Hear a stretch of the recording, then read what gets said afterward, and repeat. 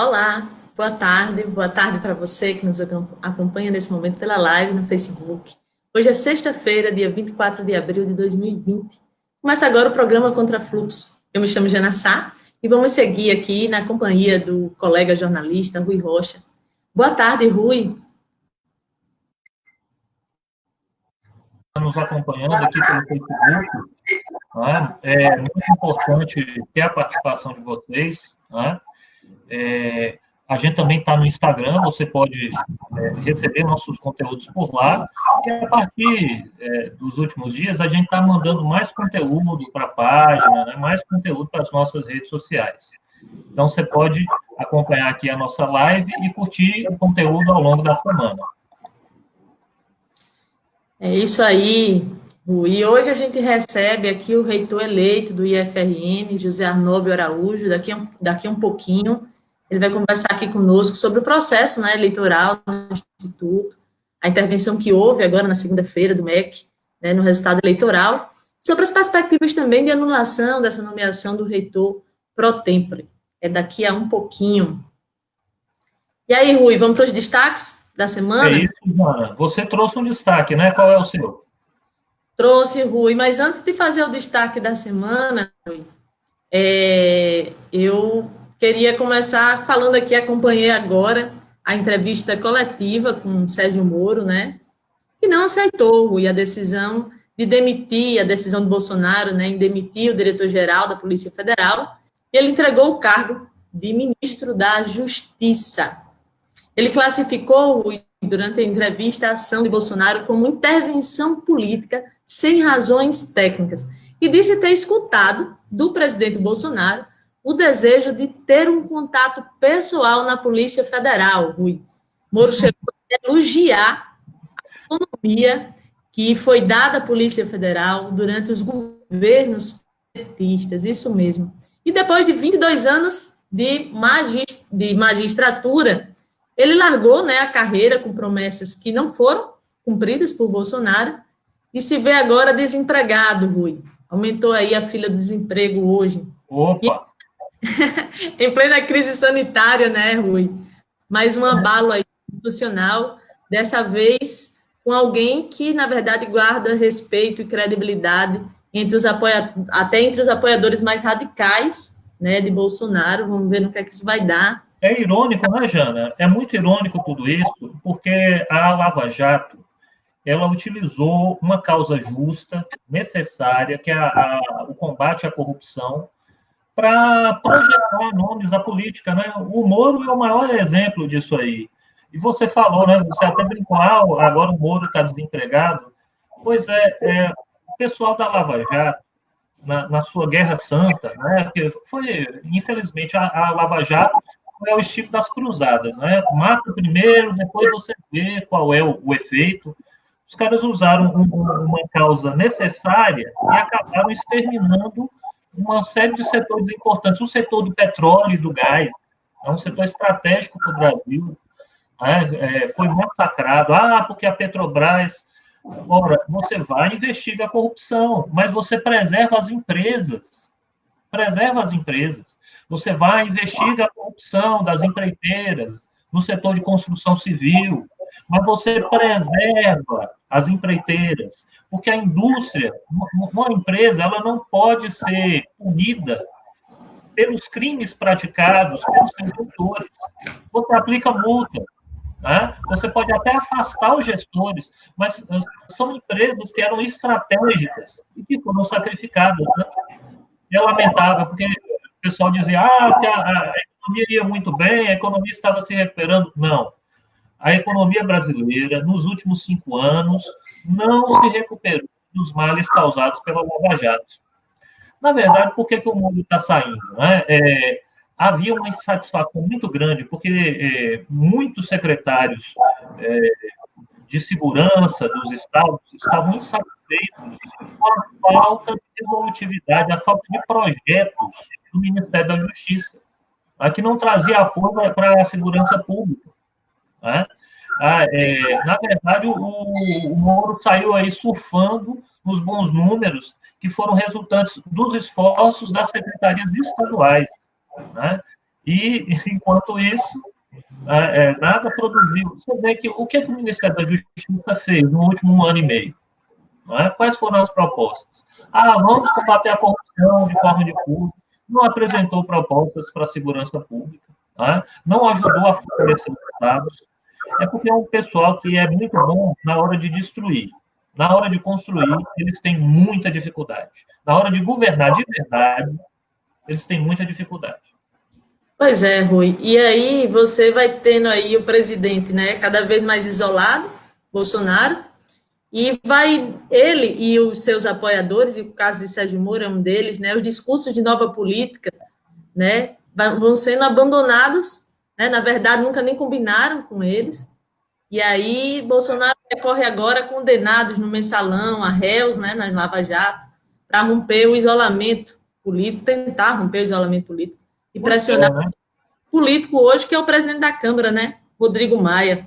E com isso, Rui, a gente tem que lembrar uma coisa, que ele vai criando as condições para promover também a ruptura com o regime democrático, né, tal como ocorreu nas manifestações de domingo, um ato abertamente golpista.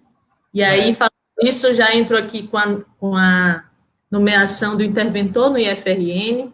A gente está aqui já com Arnóbio.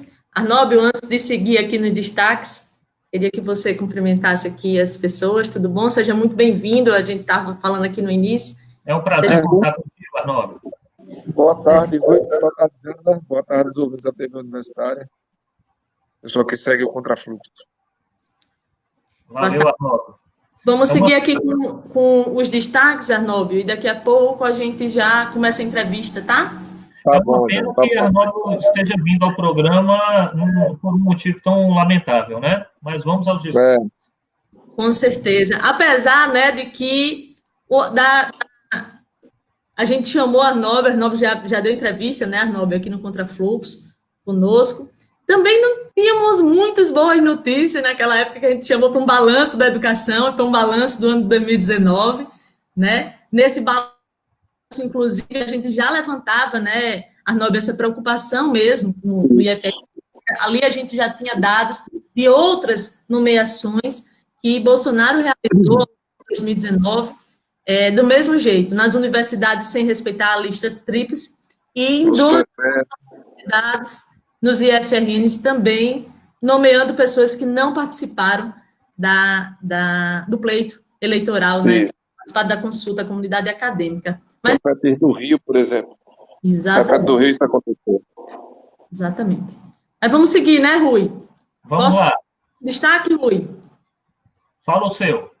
Vamos lá. Nós vivemos, acoplada à crise sanitária, uma crise social, né, de altíssima proporção. E aí eu queria destacar aqui hoje um fato lamentável que aconteceu esta semana com um segmento da sociedade, que é a população em situação de rua, né, que deveria, na verdade, estar recebendo nesse momento o apoio, né, do poder público, né, assistência social, um auxílio de saúde, de higiene, moradia, mas, ao contrário, foi duramente agredida esta semana pela Secretaria Municipal de Trabalho e Assistência Social, a Sentas. Na terça-feira, dia 21, nós tivemos confirmada a primeira morte de uma pessoa em situação de rua em Natal, e o fato foi noticiado por vários veículos, e pasmem, a Sentas responsabilizou a própria população em situação de rua. Lamentavelmente, uma postura recorrente nas relações do Estado brasileiro com os mais pobres e vulnerabilizados, né, que vem a culpabilizar essa parcela da população pela precária situação que vivenciam cotidianamente. A prefeitura disse que há resistência e negativa da população em situação de rua a aderir e permanecer nos abrigos municipais, o que interfere no atendimento e garantia de cuidados a este segmento social. Mas não lembrou de dizer que o município de Natal ele precisou ser provocado por alguns parlamentares, pelos representantes, apoiadores e apoiadoras do Movimento Nacional da População em Situação de Rua, no Rio Grande do Norte, e outras entidades locais, a tomar medidas efetivas para proteger essa população, que até o momento vinha contando apenas com doações provenientes de campanhas, né, de sensibilização da sociedade civil, que vêm sendo realizadas nas redes sociais, para receber alimentos, produtos de higiene, remédios, entre outros itens básicos. Ainda assim, o plano de ação que foi anunciado pela Prefeitura, ele é considerado pelo Movimento Nacional da População em Situação de Rua como insuficiente para atender uma população que sequer conta hoje com um censo para saber exatamente quantos são. Estima-se que somente em Natal sejam 600 pessoas nessa condição, quando a Prefeitura anunciou um plano emergencial para atendimento de apenas 143 pessoas. Uma população que, mesmo antes da pandemia, já é bastante vulnerabilizada, seja pela falta de políticas públicas ou pelos estigmas sociais. Agora imagine, em meio a uma crise sem precedentes na história, quais os efeitos drásticos do viver na rua para essas pessoas? Porque nós falamos muito na necessidade das pessoas ficarem em casa nesse momento, né, para evitar o avanço do contágio da Covid-19, de praticarem o distanciamento, aumentar os cuidados com a higiene corporal, como forma de achatar aí a curva, né, de disseminação do vírus, e desse modo diminuir a quantidade de pessoas doentes ao mesmo tempo nos hospitais do sistema de saúde, especialmente o público, que já é bastante frágil. Mas e as pessoas que não têm casa, não têm acesso à informação de prevenção? Como reforçar a higiene nos casos em que as pessoas sequer têm um banheiro para tomar banho? No plano estadual, uma conquista importante para as pessoas em situação de rua, refugiados e migrantes, é a isenção da taxa cobrada nos restaurantes populares do Estado. Além disso, o movimento de população em situação de rua e os seus apoiadores e apoiadoras realizam uma campanha de arrecadação de alimentos, produtos de higiene e outros itens básicos destinados às pessoas que ainda estão nas ruas. É só procurar lá pelo movimento de população em situação de rua no Instagram e aqui no Facebook.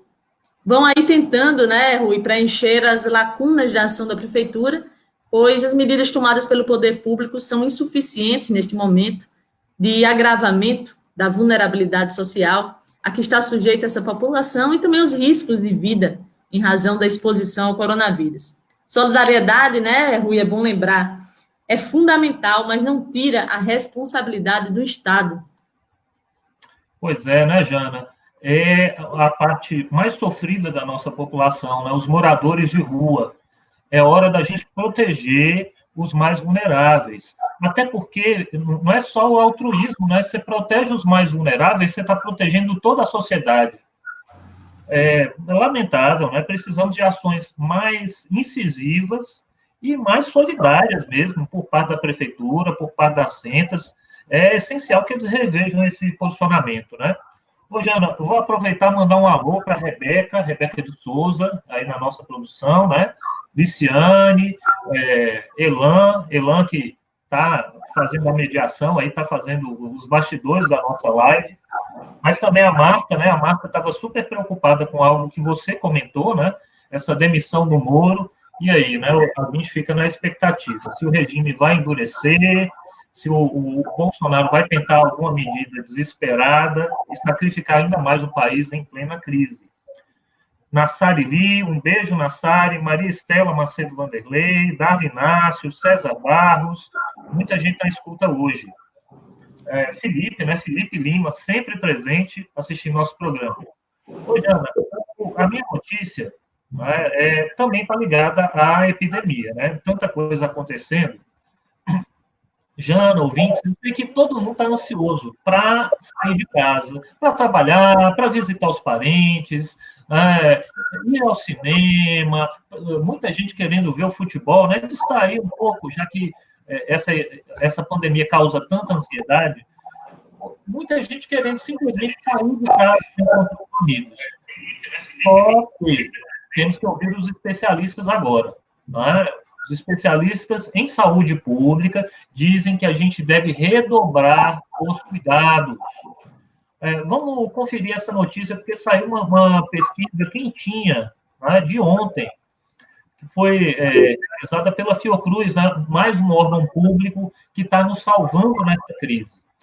Essa notícia foi publicada pela Carta Capital. O Brasil teve um aumento expressivo nas internações por síndrome respiratória aguda grave, sabe? Isso aí é decorrente de gripes, né? As pessoas que adoecem e têm complicações por conta de gripes. Né? Vejam só. Então, este ano, em comparação com a média dos últimos 10 anos, né, aumentou bastante. É o que aponta um estudo da Fundação Oswaldo Cruz, a Fiocruz. Até o dia 4 de abril, quer dizer, olha só, não está contando, então, os últimos 15 dias ainda. O Brasil teve 33.500 internações por síndrome respiratória aguda, né? Muito acima da média de 2010, desde 2010, né? Que a média nos anos anteriores era 4.000 casos. Né? No ano que teve mais síndrome respiratória aguda, nós tivemos até um surto de H1N1, foram registrados mais de 10.000 casos. Agora nós superamos os 33 mil, olha só, triplicou. Né? Bem, o cenário, segundo a pesquisa, está associado ao aumento de hospitalizações em decorrência da Covid-19, né? E a velocidade de disseminação do vírus, maior do que nos anos anteriores. A Fundação também reconhece que passou a receber um número maior de notificações dos hospitais privados, e não descarta a subnotificação dos casos de Covid-19. Então, veja só, os especialistas todos estão apontando na mesma direção. Né? É uma situação grave, nós ainda não passamos pelo período mais preocupante, então é hora de redobrar os cuidados. Né? Há uma parcela de internações em investigação, né, para checar se está confirmado o coronavírus. Tem muita gente ainda suspeita. Né? Para os pesquisadores, há 3 motivos que apontam o SARS-CoV-2 como responsável pelo expressivo crescimento dos casos. Aumento das internações fora de época, idosos como os mais afetados e percentual de testes negativos para outras gripes mais altos. Tá? Então, neste ano, o rápido aumento das internações por problemas respiratórios aconteceu em uma época em que normalmente a gente não tem muitos casos, já. Veja só, então, o normal é que os casos comecem a aumentar junto com o frio. Então, em pleno verão, a gente teve aumento dos casos. Aqui no RN, como é que estão as coisas? O governo estadual, pressionado por empresários, representantes da Fiermes, da FEComércio, do CDL, né, do Clube de Diretores Lojistas, publicou decreto nesta quinta diminuindo restrições ao comércio, mas mantendo a suspensão de aulas até o dia 31 de maio, né, e até com antecipação de férias, essas coisas. Eu vejo com preocupação isso. Tá? Flexibilizações agora, quando se aproxima o período crítico, pode ser uma temeridade. É momento de a gente tomar mais cuidados. E, assim, uma outra coisa, né, Jana? Não, as pessoas estão saindo, mas estão saindo de máscara. Infelizmente, não é o que a gente está vendo. As pessoas estão saindo, mas estão higienizando as mãos. Olha, essas medidas, muita gente ainda não entendeu. Tá? Lavar as mãos, lavar com cuidado, com álcool gel. Não tem álcool gel. Água e sabão. Lavar direitinho, passar 20, 30 segundos lavando as mãos, lavar direito, lavar as costas das mãos. Essas medidas salvam vidas. Usar máscara salva vidas. A gente sai na rua, eu só saio mesmo quando sou obrigado. Né? A gente está trabalhando de casa, né? Estamos aqui fazendo um malabarismo danado para tocar o programa de casa, cada um na sua casa, né? Com os cuidados, com as restrições. Mas eu, quando saio, eu vejo um monte de gente sem máscara, já. Eu vejo um monte de gente espirrando na mão, sabe? Não espirra no cotovelo, como as autoridades recomendam. Um monte de gente dizendo, é uma gripezinha. Um chazinho que melhora. Gente, para algumas pessoas é uma gripezinha, mas para outras pessoas mata. Tá? E também tem uma outra conversa interessante. A gente vê, inclusive, pessoas na mídia, Jana. Eu vi um colunista de Mossoró falando isso. Agora vi um outro comentarista aqui de Natal. Estão fazendo terrorismo.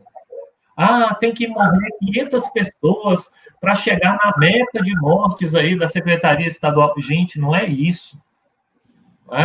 As pessoas estão fazendo cenários, estão projetando cenários Claro que quando você projeta um cenário, você tem que esperar o pior. Você tem que esperar o pior. Né? Então, você tem que mostrar para as pessoas, ó, se não tiver cuidado nenhum, vão morrer tantas pessoas. Se tiver alguns cuidados, vão morrer menos. Se todo mundo tiver cuidado, vão morrer muito menos. Né? Pois é, e essas projeções, Rui, como você colocou aí no destaque, e o Nicoleles, né, que está à frente do comitê científico, está coordenando o comitê científico do Consórcio Nordeste, tem batido muito nisso, né? É impossível, nesse momento, inclusive, fazer projeções mais precisas pelo número de subnotificações. Claro, Agora, claro.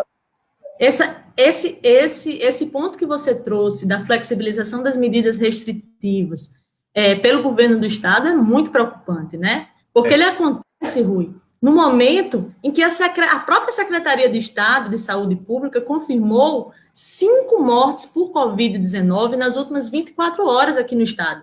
É o maior número em um único dia desde o primeiro registro aqui. Exato. Nacionalmente, com 407 mortes, o Brasil também registra recorde de vítimas de Covid em 24 horas. Números que podem ser até 15 vezes maiores, Rui.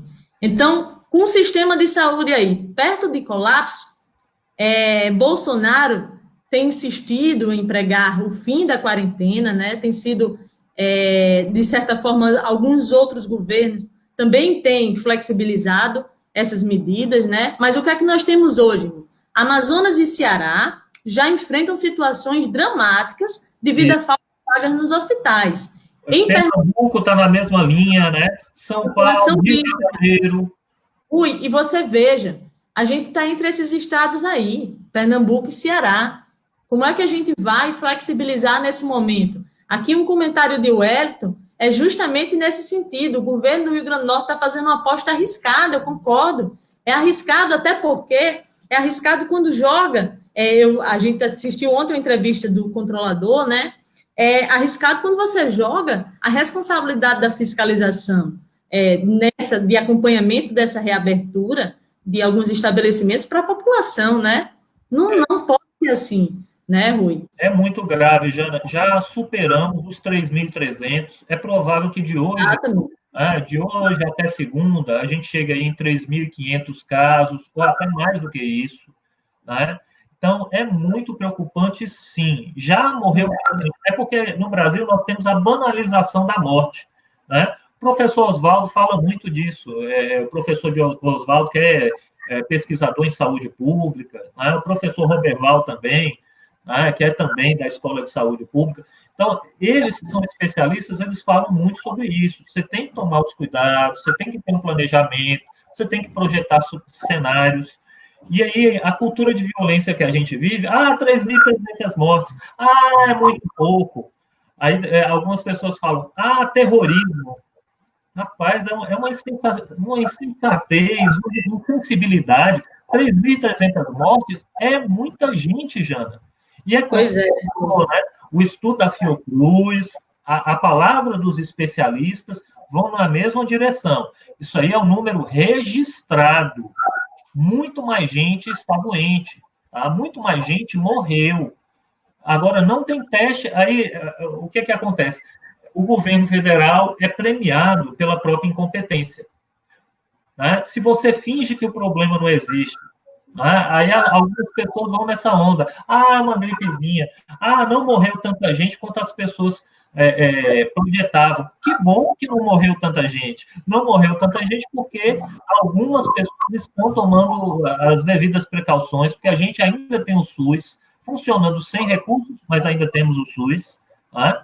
Então, temos que tomar cuidado. Não é uma gripezinha, é sério, mata. Lave as mãos, fique em casa, não sai sem motivo.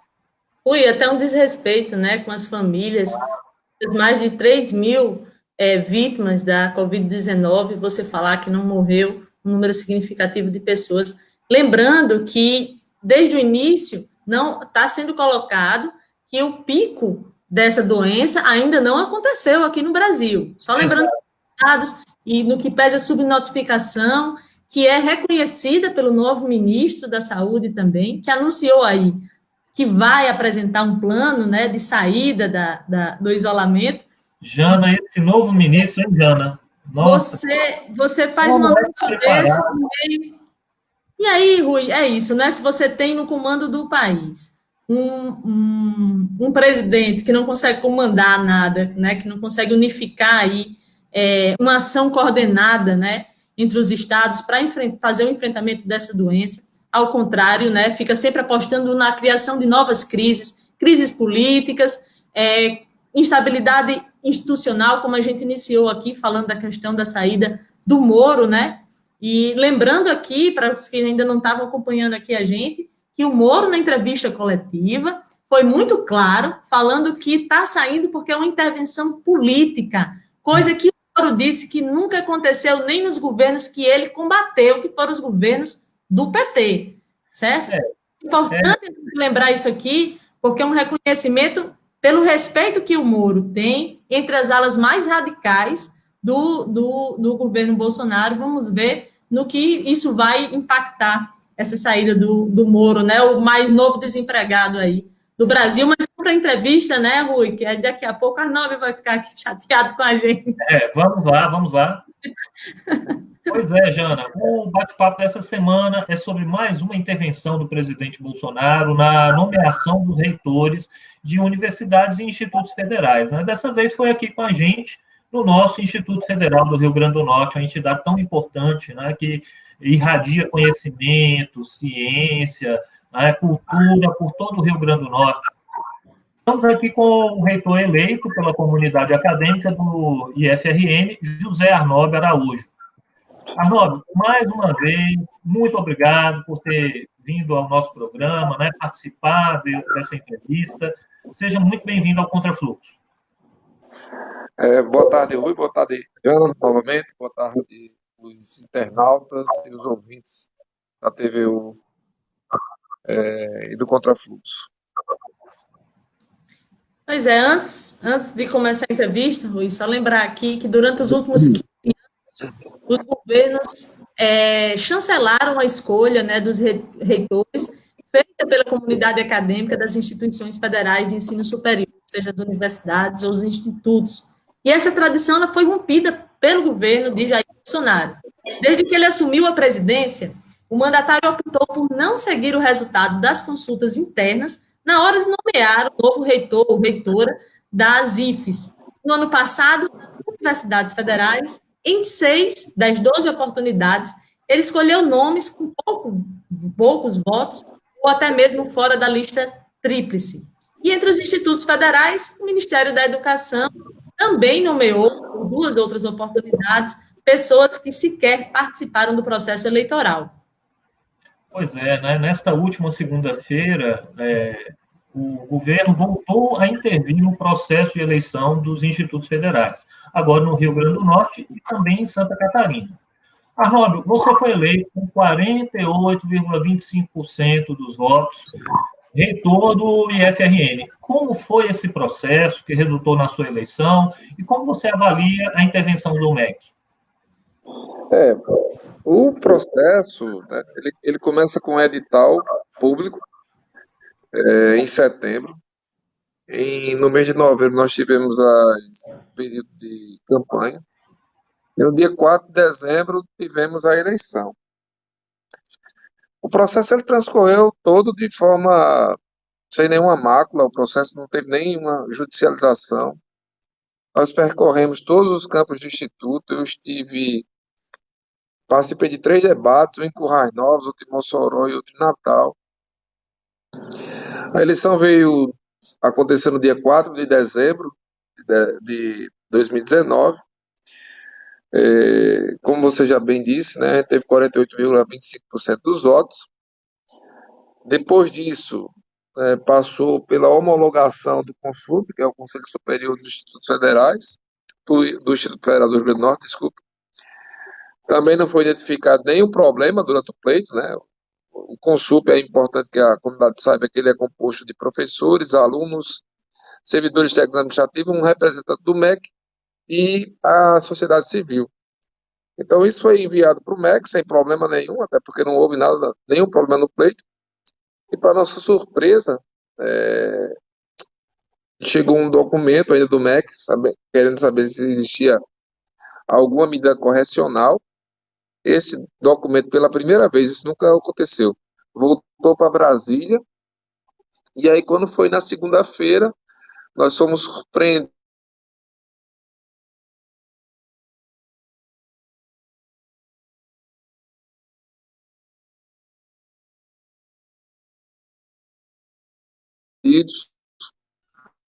por uma medida que eu digo que é só aqui no Rio Grande do Norte, como em Santa Catarina, né? O professor Gariba também lá em Santa Catarina foi impedido de tomar posse, da mesma forma que eu fui impedido aqui no Rio Grande do Norte.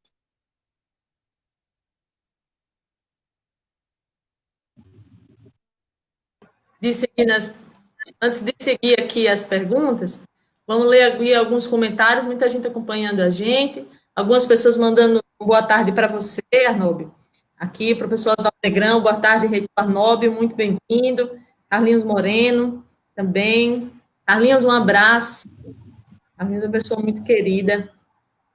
Maria Luzinete Ferreira, Moacir Soares, Ciane, Aparecida Fernandes, lá do Instituto Federal do Rio Grande do Norte. Protestando, né, contra a intervenção, né, muita gente protestando, inclusive saiu até uma carta, né, com vários servidores assinando, rejeitando essa postura arbitrária. Né? E Rui e Jana, é importante dizer que é o seguinte, né? O interventor,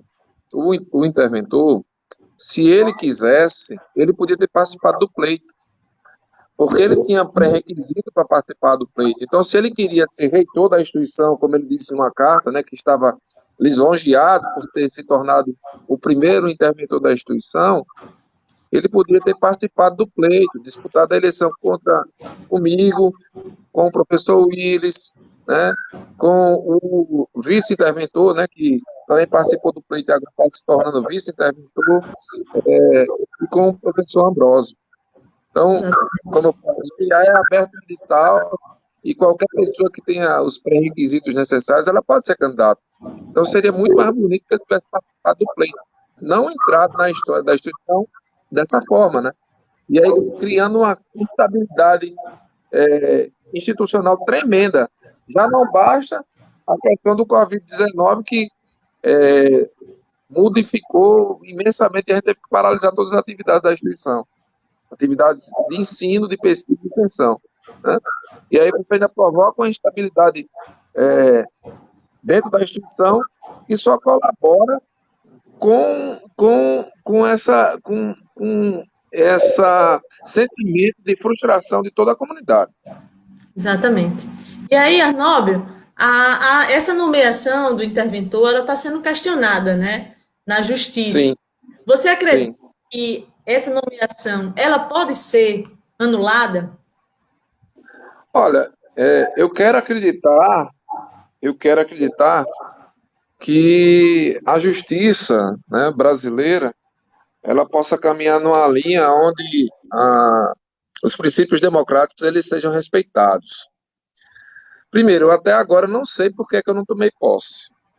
Existe uma linha de raciocínio que aparenta que é uma sindicância investigativa, mas oficialmente nós não temos nenhum dado que diga que não tomamos posse por isso. Então só tem especulações. Então é algo que a gente ainda precisa, porque o ideal era que o MEC tivesse mandado para a gente dizendo que, olha, você não pode tomar posse por isso. E aí eu faço até um contraponto, sabe, Jana e Rui? Interessante, comigo houve a necessidade de o MEC mandar para a instituição perguntar se existia alguma medida correcional. Mas para o interventor não teve, não. Eu não consigo entender. Como é que para mim, que fui eleito democraticamente, participei de todo o pleito, que o pleito não tinha nenhum problema, eu tive que apresentar, a instituição teve que apresentar se tinha. E para o interventor não teve. Então é algo que é bem complicado. E outra coisa, já se rasgou a Constituição em muitos momentos aqui nesses últimos anos, né? Mas eu acho que esse aí ainda não se rasgou não, que é a presunção da inocência. Eu não fui condenado a nada. Se eu fosse candidato hoje a vereador, deputado estadual, deputado federal, prefeito, presidente ou governador e eu tivesse ganho a eleição, eu tinha tomado posse. Aí eu não estou conseguindo tomar posse como reitor da instituição. Isso é estranho. É, arbitrário, né? É completamente arbitrário. Então, eu espero que a justiça ela haja como a justiça deve agir, né? Espero. Pois é, eu vou te falar, viu, Arnaldo, eu tenho cerca de 22 anos que eu sou professor, sabe? Eu não imaginava, e lecionei história, lecionei geografia, eu não imaginava que a gente fosse chegar nesse nível, né, de absurdo. Nem eu. Interventores, parece que a gente está na República Velha, parece que a gente está ou então no Estado varguista, né? É. No Estado Novo, não, interventor, daqui a pouco é interventor para Estado, interventor para cidade, né? Prefeito biônico, onde é que a gente vai parar, né? Isso é uma ameaça gravíssima à democracia, enfim. Mas, Arnaldo, um professor sem portaria, sem nomeação, invadiu a reitoria se declarando vice-reitor. Primeiro, existe esse cargo de vice-reitor? Né? Não. E como o senhor avalia esse acontecimento? O cara sem portaria, né, eu chego, então eu posso me declarar, de repente, reitor ou vice-reitor do IFRN? Não, primeiro que não existe vice-reitor. O que existe é pró-reitor de desenvolvimento institucional, que geralmente ele é quem, quando o reitor está numa missão fora da instituição, ele representa o reitor, né?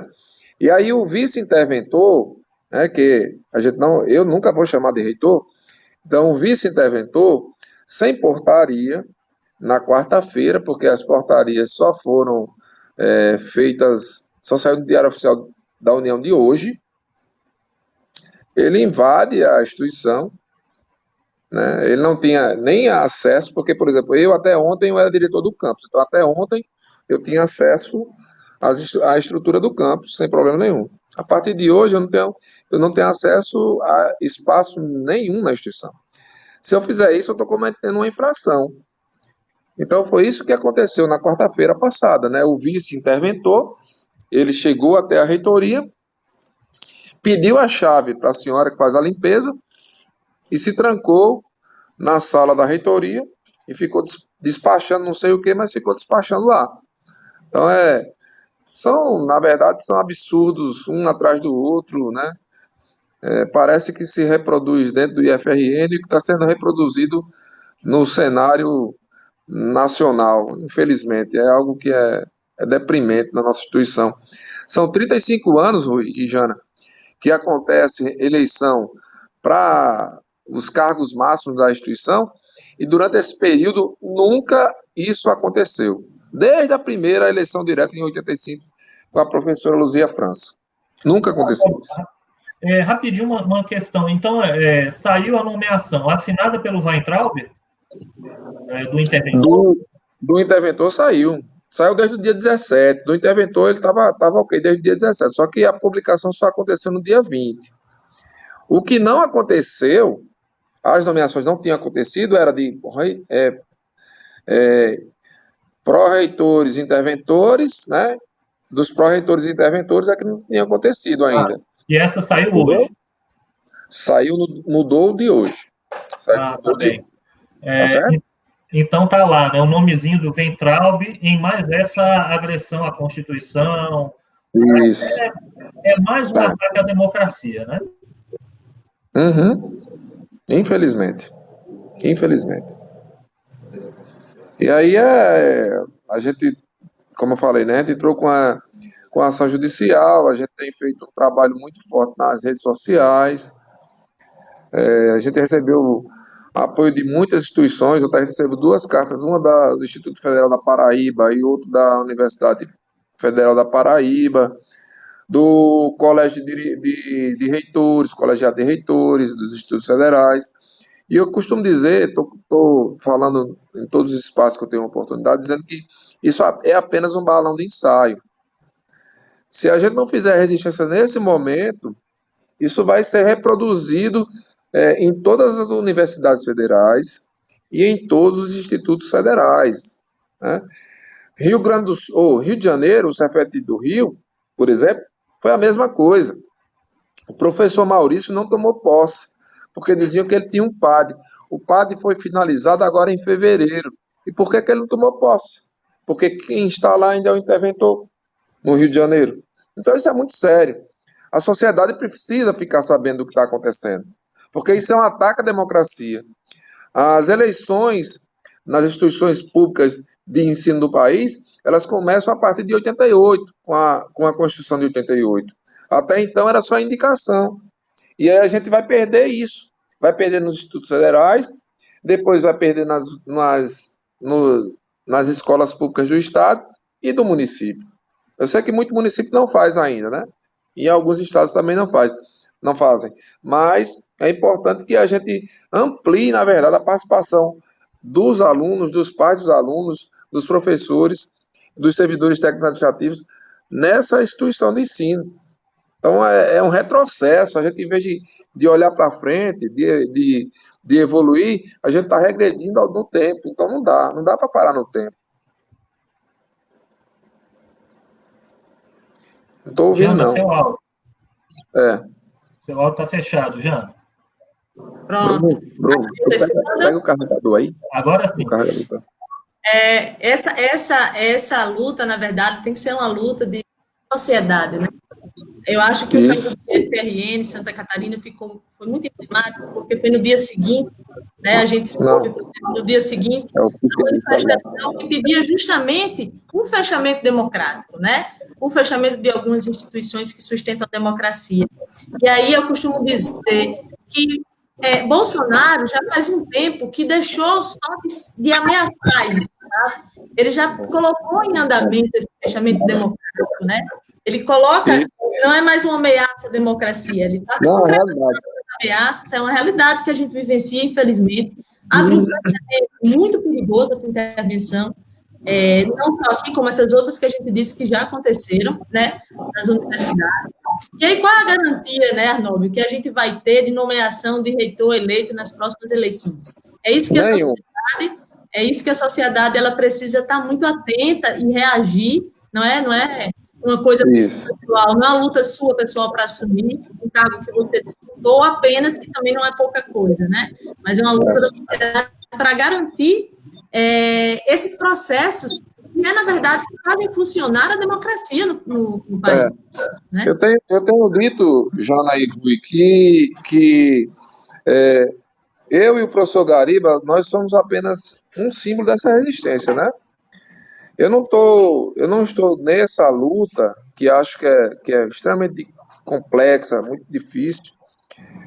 Não é por mim, claro, também é por mim, porque tem um sentimento de injustiça, indignação, né? Porque eu não cometi nenhum ato de improbidade administrativa, Mas é muito mais do que o professor Gariba e o professor Arnóbio. É a defesa da instituição pública, é defesa da democracia, é defesa da instituição da democracia dentro dos espaços de ensino do país. Então, é uma bandeira que tanto eu como o professor Gariba nós estamos levando. A gente está nesse movimento, né, mostrando à sociedade.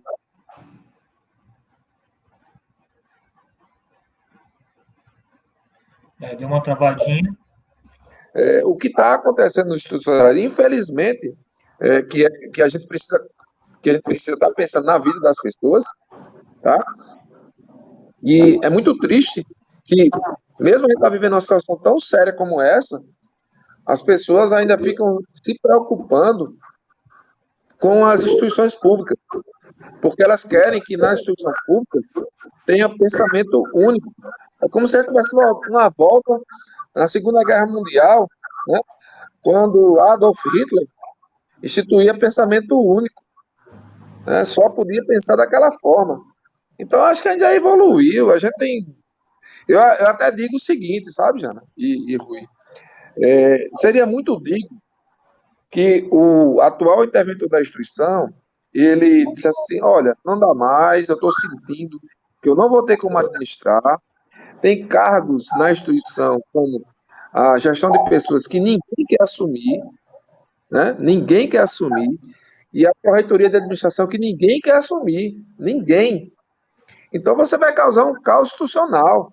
Então seria de uma dignidade imensa se ele dissesse, não, eu vou renunciar.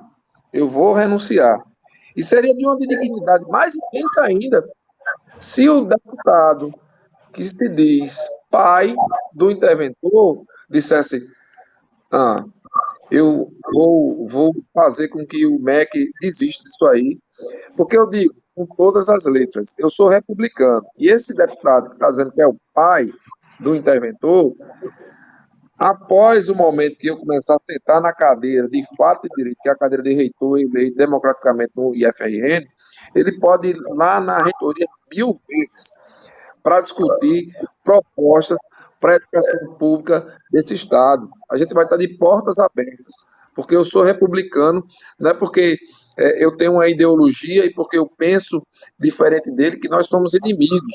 A gente tem que parar com isso. A gente tem que parar com isso. Se ele foi eleito para defender o povo, ele foi eleito para defender o povo. Ele não foi eleito para defender as pessoas que votaram nele. Ele foi eleito para defender o povo, para constituir algo interessante para a população.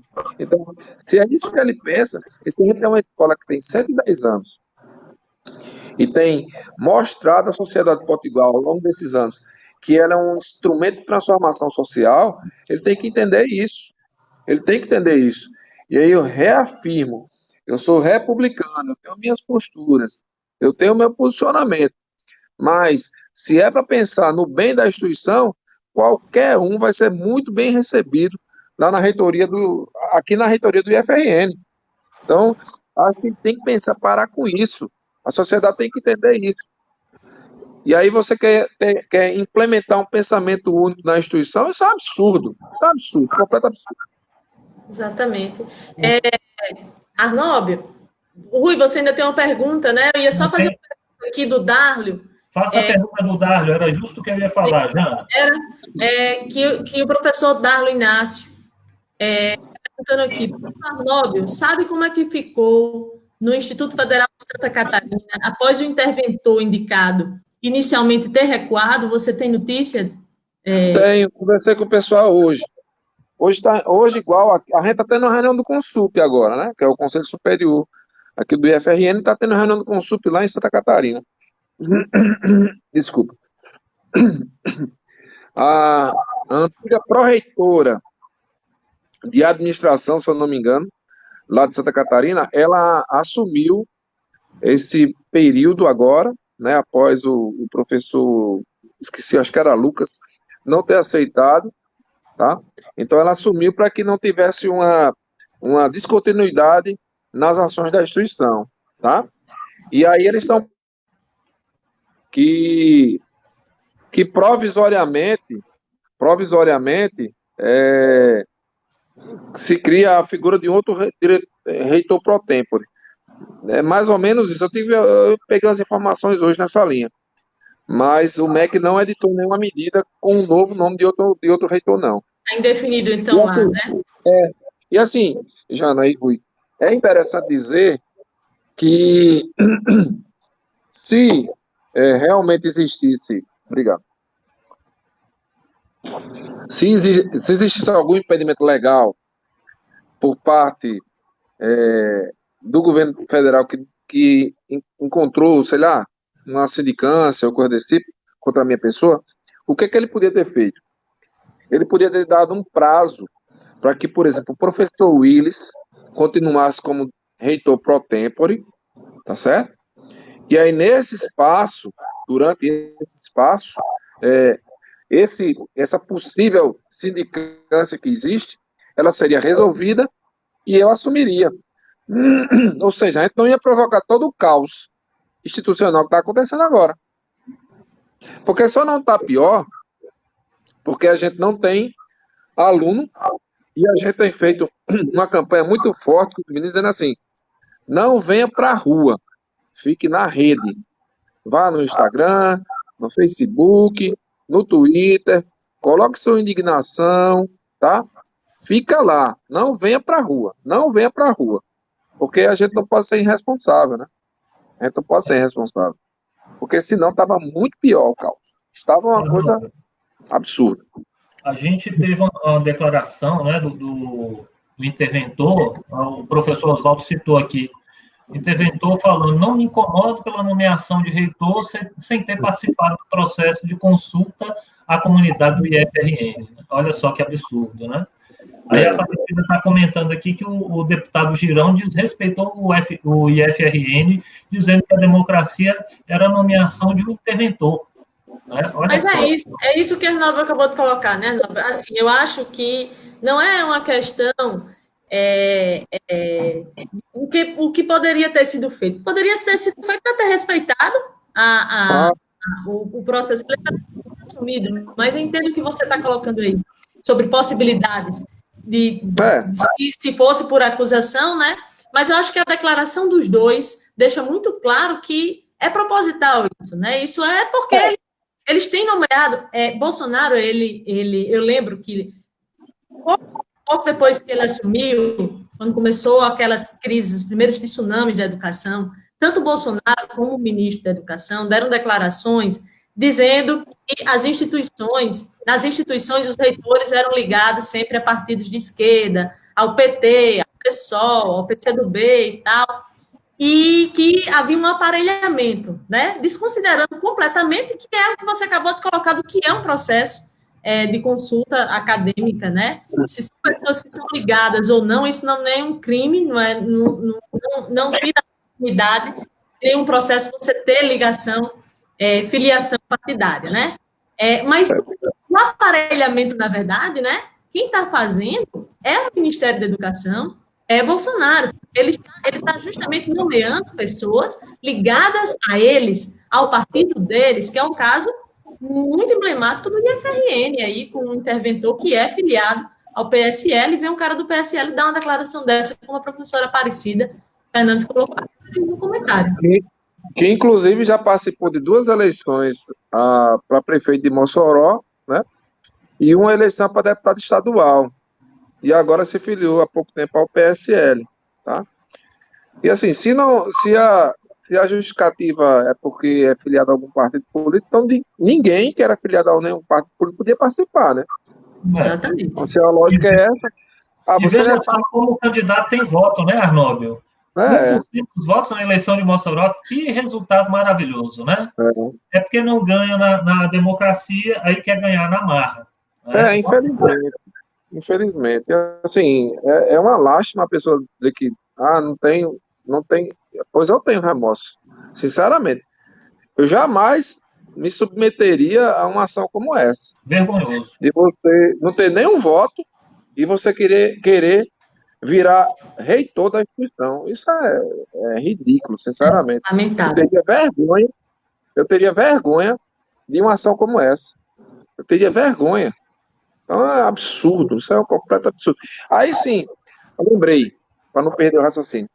Quando a gente fala de aparelhamento, né? É interessante, eu vou dar um dado aqui que eu não sei se vocês acompanharam. Mas no primeiro dia, na verdade, durante a campanha, o vice-interventor, vou chamá-lo assim, ele andava com duas pessoas, 2 advogados, de cima para baixo em todo o espaço que ele ia, certo? Inclusive no debate eleitoral que aconteceu aqui em Natal, ele, em vez de ter um servidor do lado dele, tinha um advogado, que não é servidor. Passado a intervenção, o que foi que o interventor fez? Ele fez um pedido, mandou um pedido para a Procuradoria para saber se esses 2 advogados, que um é servidor da Prefeitura de Tangará e o outro é servidor da Prefeitura de Natal, poderiam assumir cargos de confiança no IFRN. Ele queria colocar um para ser assessor jurídico e o outro para ser chefe de gabinete. Os 2 advogados que andavam com ele na campanha. Aí eu pergunto, quem é que faz aparelhamento político? Porque nem da legislação a pessoa conhece. Exatamente. Porque a única forma disso acontecer é se você for servidor público federal e você for convidado para assumir uma função como essa. Aí é possível. Mas um servidor público municipal ou servidor público estadual assumir um cargo comissionado dentro da instituição, Como é o nome disso? Em nenhum momento da história isso aconteceu aqui na instituição ou na UFRN. E agora as pessoas que tanto criticavam o aparelhamento político não querem fazer aparelhamento político agora, por dentro. E tem documento provando isso que eu estou dizendo, tá certo? Isso aí tem documentos provando o que a gente está dizendo. Porque como o sistema da gente é público, qualquer pessoa pode ver. Se não for sigiloso, como a mensagem não era sigilosa, a gente viu. Né? Aí ontem, o mesmo interventor, né, desse mesmo discurso de aparelhamento político, que a mamata acabou, solicitou auxílio moradia. Auxílio moradia. Tá? Ontem também solicitou que a instituição liberasse 2 motoristas particulares para ele. Aí eu não consigo entender.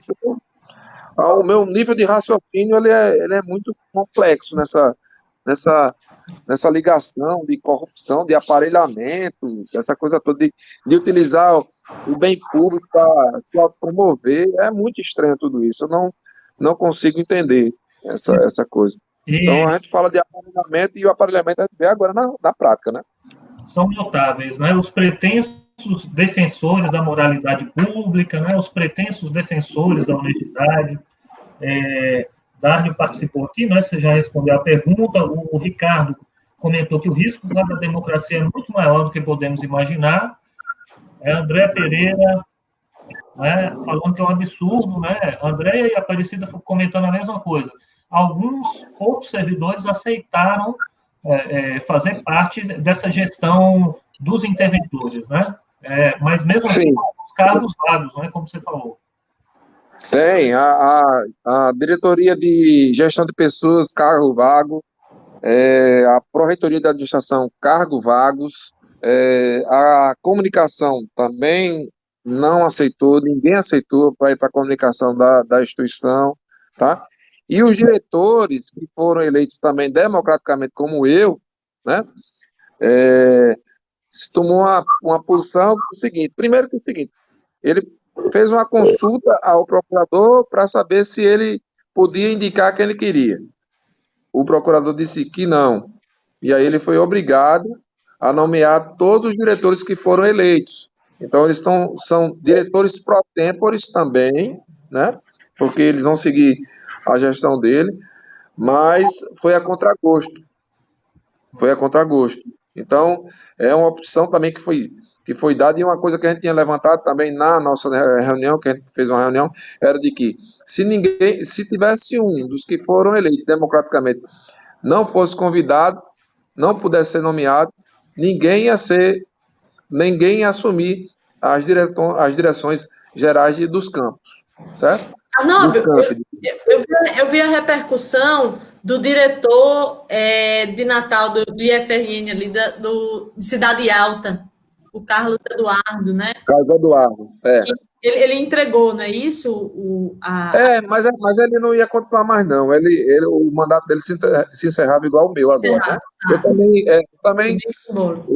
estava pedindo exoneração também, na verdade. Porque a da representação se encerrava, na verdade, no dia 20.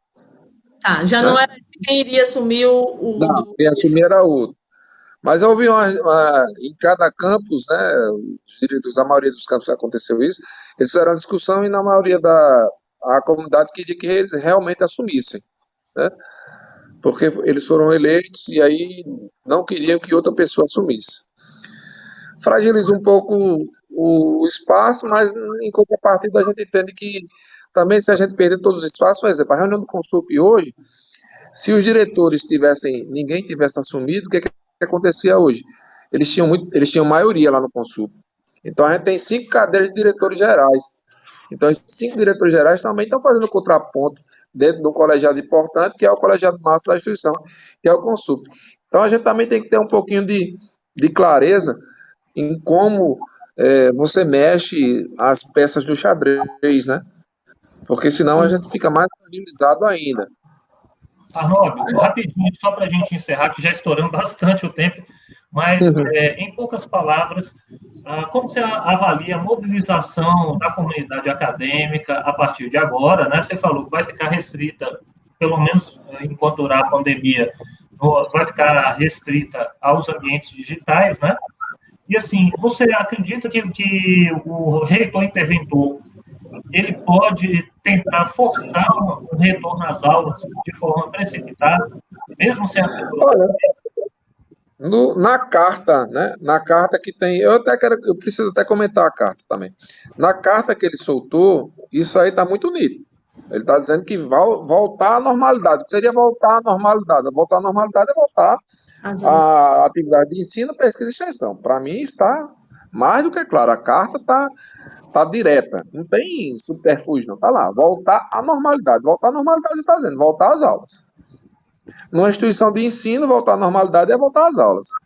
Num hospital, voltar à normalidade é que todos os atendimentos que aconteçam. Então, se voltar à normalidade numa instituição de ensino é voltar às aulas. Mas eu queria, Rui, aproveitar esse espaço e esclarecer uma coisa, né? O interventor fala que essa medida de reitor pro tempore, inclusive existiu no governo da Dilma em 2015. Aí ele cita um caso que aconteceu no sertão pernambucano, de que foi colocado um reitor pro tempore. E aí diz que é igual ao meu. Não é, viu? O reitor pro tempore lá não tomou posse porque ele respondia à improbidade administrativa. Ele foi julgado e condenado. Julgado e condenado. E não foi só uma ação, não. Foram várias ações. Tá certo? Então, dizer que o caso do reitor pro tempore do sertão pernambucano de 2015 é igual ao meu e igual ao do professor Gariba, é mais uma falácia. É mais uma pós-verdade. É mais um fake news. Porque isso é uma mentira. O professor que não tomou posse como reitor no sertão pernambucano, ele já tinha sido julgado, acusado e condenado por improbidade administrativa. Então é diferente do meu caso, tá? Então ele coloca seriamente que as atividades vão voltar ao normal. Beleza. Arnaldo, muito obrigado pela sua participação aqui, pelo bate-papo com a gente. Eu vou encerrar com uma ajuda aqui, mandada pelo professor Wellington Duarte, que é presidente do Sindicato dos Professores, né, da UFRN. Ele diz: vou ajudar o raciocínio do reitor eleito. Isso é pura pilantragem. Eu, ex-aluno da instituição, me enojo dessa canarinha que está ocupando o IFRN. Acho que a gente tem que ter cuidado porque viu, Jana? A gente tem que ter cuidado porque essa palavrinha aí já levou à abertura de um PAD, viu? O vice-interventor, por ter sido chamado com essa palavra aí, já pediu para abrir um PAD com relação a uma pessoa que não é muito exaltada, acabou utilizando essa palavra. Eu não posso falar, não tenho que ficar aqui na minha. É lógico, por isso que o Edson colocou aqui que é você no raciocínio. E assim, viu, Jana e Rui? Assim, eu vou lutar até o último momento, eu não vou me entregar. Se estão achando que vão passar por cima da gente, não passa por cima da gente, tá certo? Espero que a justiça prevaleça, mas digo a todo mundo, se a justiça não prevalecer nesse caso, tá certo? A luta jamais vai ser em vão. A luta jamais vai ser em vão. A gente tem que mostrar aos nossos alunos que a gente tem que brigar até o último momento, que a gente não pode se entregar. Não é porque vai aparecer uma dificuldade na vida da gente que a gente tem que ficar de cabeça baixa, não. Sabe por quê? Eu vou entrar sempre por esse portão aqui de cabeça erguida, olhando nos olhos das pessoas, diferentemente daqueles que de uma forma espúria entram na nossa instituição, que eu não sei, eu não digo que é nem pela porta dos fundos, para mim é pior, entra por outro local. É lamentável. Arnaldo, que a democracia seja respeitada, né? Que o IF seja valorizado, o Instituto Federal que presta tantos serviços de qualidade para os estudantes que muitas vezes jamais teriam oportunidade de ir para essas escolas, né? Escolas boas, o ensino, você vai olhar no Enem, você vai ir para além do Enem, né? Além do Enem. A vida, o estudante do IFRN... E a nossa instituição não prepara para o Enem. Hã? A nossa instituição não prepara para o Enem, não tem um ensino voltado para o Enem. Pois é, e ainda assim estão lá no topo, né? Ainda assim estão lá muito bem qualificados nos rankings, né? na avaliação, enfim. A gente recebe na UFRN muitos estudantes do IFRN. Então, Arnaldo, boa sorte, né? Que o IFRN seja respeitado. Valeu, meu pai. Muito obrigado. Valeu, Rui. Obrigada a você, Valeu, Diana. Arnaldo. Muito obrigado, viu? Para você. Tá bom. Tchau, tchau. Tchau, fica com Deus. Vamos para os destaques culturais, então, né, Rui? Diga aí, qual é o seu, Jana? Eu tenho uma notícia boa, viu, Rui? Seguem abertas as inscrições até o dia 27 de abril, desculpa, do edital Tô em Casa, Tô na Rede. A Fundação José Augusto, ela vai selecionar 105 iniciativas artístico-culturais, né? O regulamento ele pode ser acessado através do site da Fundação, que é o www.cultura.rn.gov.br.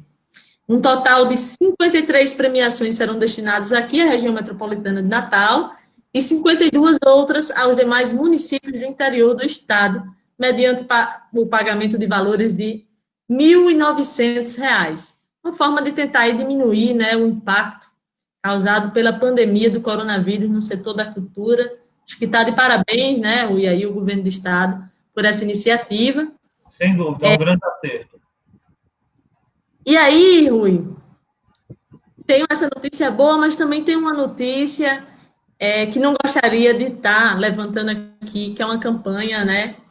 Uma das mais tradicionais livrarias aqui do estado do Rio Grande do Norte, a Cooperativa Cultural, acendeu o sinal de alerta e está lançando uma campanha de financiamento para sobreviver à crise. E aí, Rui, você tem diversas formas, né, de ajudar a livraria. Pode antecipar compras de produtos que vão ser adquiridos no retorno das atividades. Você pode fazer compras online, porque a livraria já está funcionando também dessa maneira. E você pode também simplesmente fazer uma contribuição, né, fazer uma transferência bancária. Então, os contatos para as contribuições, eles podem ser feitos através do e-mail financeiro.cooperativacultural@gmail.com ou via WhatsApp pelo 084 99864 1991. Vou repetir esse número, 084 99864 1991. Muito importante a gente manter viva aí essa fonte, né, de cultura aqui no estado do Rio Grande do Norte. Rui. Sem dúvida, Jana, sem dúvida. É importante participar. Aproveitando que você falou da cooperativa cultural, né, essa livraria essencial, né, que trabalha há anos levando cultura, música, né, outras expressões culturais, né, porque a cooperativa sempre apoiou diversos artistas, se envolveu em diversos projetos. Mas eu vou deixar aqui algumas dicas de livro que eu comprei lá na cooperativa, tá? A primeira dica é um livro muito interessante para a gente pensar no mundo contemporâneo. Né? Austeridade, a história de uma ideia perigosa, tá? Escrito por Mark Blitch. O livro é essencial para a gente entender o debate econômico de hoje em dia. Esse livro é bem bacana, né? Foi publicado pela editora Autonomia Literária. Eu recomendo demais. A minha segunda dica é o livro Por que eu amo em Azul Intenso, trazendo poemas da Regina Azevedo. O livro foi publicado pela editora Jovens Escritas, né? Um abraço para o Fialho, enfim, um beijo para todas as escritoras e todos os escritores que fazem a Jovens Escritas, né? O pessoal que também faz produção, enfim, trabalha na editora.